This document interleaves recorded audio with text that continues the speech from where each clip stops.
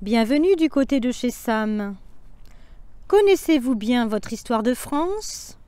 Une petite révision s'impose avec le roman de Chantal Thomas, Le Testament d'Olympe. Le récit se passe en 1757 à Bordeaux, où Apolline Sandraque, benjamine d'une fratrie de 4 filles d'une famille très pieuse, parle de son enfance et surtout de sa sœur aînée Ursule. Un an plus tard, la famille assiste à l'entrée du maréchal de Richelieu dans la ville. Même si ces frasques ne sont pas évoquées par les parents, Ursule en sait long sur l'homme à qui elle porte un vif intérêt. Le 5 décembre de la même année, Ursule disparaît à l'âge de 14 ans. A-t-elle été emmenée par les marchands de poupées? A-t-elle été la proie des voleurs d'enfants qui, selon la rumeur, utilisent leur sang afin de soigner la lèpre des riches? À l'automne 1759, Apolline est mise au couvent de Notre-Dame de la Miséricorde à Libar. Si le début de son séjour ne lui laisse guère de souvenirs, sinon une grande tristesse, la présence de Mathilde de Terville, une fillette de son âge, transforme le couvent en palais. Avec elle, Apolline imagine sa sœur Ursule, qu'elles appellent Café, vivant une existence d'héroïne.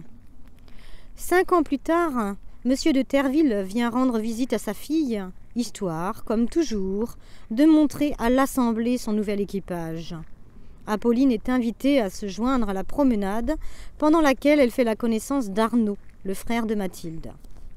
À Pâques, Mathilde quitte le couvent pour ne plus y revenir. Comme Apolline ne veut ni devenir bonne sœur, ni se marier, elle travaillera en tant que préceptrice. Elle entre au service de Madame de V, battue par son mari. Un jour, la jeune fille reçoit une convocation du chef de police. Elle doit se rendre au Châtelet, à Paris, où l'inspecteur Framboisier lui remet un rapport concernant une certaine Olympe Aubin qui la demande.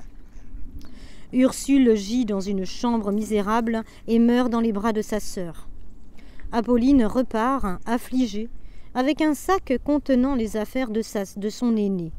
Un éventail, une étole blanche très abîmée, plusieurs cahiers retenus par un ruban et enveloppés dans un tissu qu'Apolline lira une fois sa stabilité retrouvée et grâce auquel elle apprendra comment Ursule est devenue Olympe et quelle a été sa vie durant ces 6 dernières années, une aumônière en perles et un papier plié en 4 avec l'adresse de Arnaud de Terville.